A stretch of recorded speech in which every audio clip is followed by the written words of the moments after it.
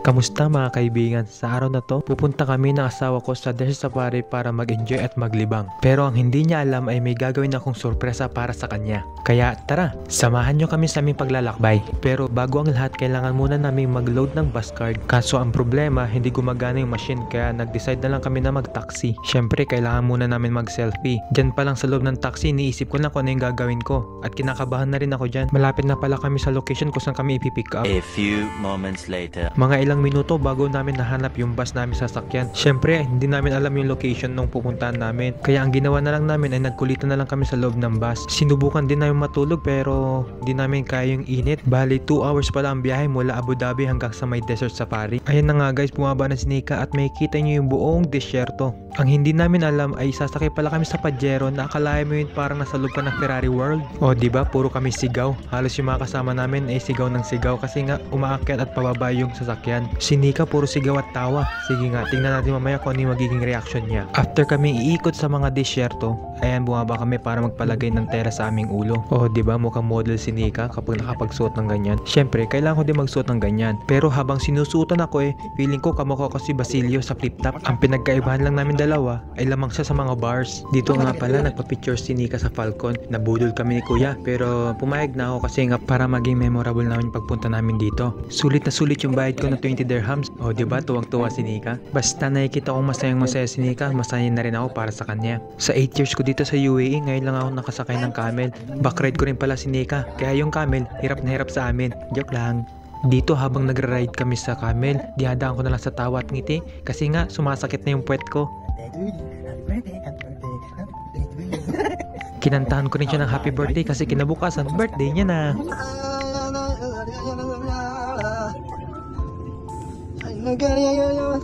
Dito hindi ko na nalagyan ng voice over para marinig niyo yung natural na boses ni Kuya. Guys, tapos na kami mag-camel ride. Ang sakit sa puwet. Hindi ka saka? Yeah. Sige guys, mag-ready pa kami ulit. Bye-bye. Hindi na talaga niya tinantanan yung camel bago gusto pa yata niyang iuwi sa Abu Dhabi. Ito pala yung pinaka-venue ng lugar. Diyan nyo rin pala masisilayan yung mga pinaplano ko kanina pa.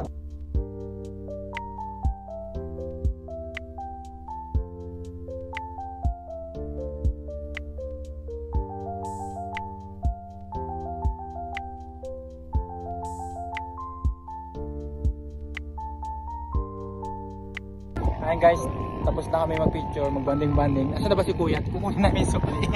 Wala kasing barya si Kuya kaya hinintay muna namin magkaroon siya ng barya. Dito kunyari binibidyohan ko siya pero tinitignan ko yung venue. Kung paano ko gagawin yung mga plano ko. Kung gaano karami ba yung mga taong pupunta at manonood at makikinig sa mga sasabihin ko. Ito naman si Kuya photographer. Siya mismo yung kumuha lahat ng mga picture namin ni Nika para ipakita at syempre alam nyo na para bilhin din namin. Nakakita rin si Nika ng libreng pahena kaya sinamahan ko siya para magpalagay. So bulaklak yung pinalagay niya pero hanggang dyan lang talaga yan kasi hindi ko siya papayagan talaga magpatato. Yung tipong tatong wala ng burahan, papayag naman ako kung yung ipapatato niya ay mukha ko. Nagsimula na pala yung show kaya si Kuya yung trip niya ngayon ay umikot lang ng umikot. Hindi rin nagpatalo si Kuya, nagpaikot din naman siya pero ang gamit naman niya ay apoy. O diba, nagpakitang gilas pa nga. Dito nagulat naman ako kasi kinuha niya si Nika. Gugulpihin ko na nga sana kaso mukhang nag-enjoy naman si Nika sa paikot-ikot ni Kuya na apoy. Hindi niya alam, warm up lang yan kung paano umakyat sa stage. Akala ko tapos na yung paikot-ikot na yan. May lumapit sa amin, nagbebenta din pala ng paikot-ikot pero pambata naman. Sorry, hindi ko bibilhin yan kasi hindi naman na tayo bata Hay nako, akala ko naman tapos na tong show. Pero meron pa pala si Duday, nainggit din, nagpaikot-ikot din, pero ang gamit, tela naman. Dito guys, makikita nyo, kain ako ng kain kasi kinakabahan na ako kasi yun na pala yung pinaka last show. Siya nga pala, salamat pala sa management na kinausap ko para matupad itong mga plano ko. A few moments later. Ito na nga, yung pinakahihintay nyo. Pakinggan nyo maigi. Ladies and gentlemen, today is a truly special day. As I stand before you, to celebrate a decade of love, commitment, and shared experiences. A decade ago, we embarked on a journey together, and it has been an incredible ride filled with laughter, tears, and countless cherished moments. In these 10 years, we have grown not only as individuals, but as a couple. Our love has only grown stronger.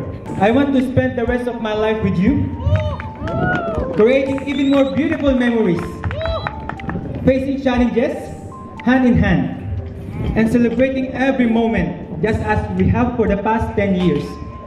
So, my asawa ko, will you be mine forever? Thank you for being my partner. I can't wait to see what the future holds for us. Veronica, will you continue this incredible journey with me? Will you marry me and make me the happiest person in the world?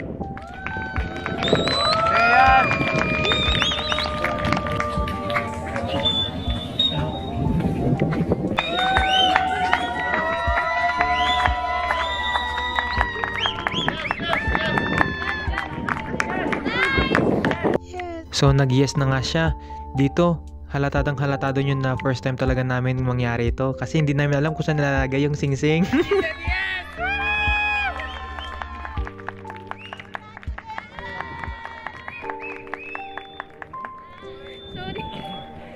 Yesterday we are celebrating our monthsary, 24. And today I propose 25. Tomorrow is her birthday.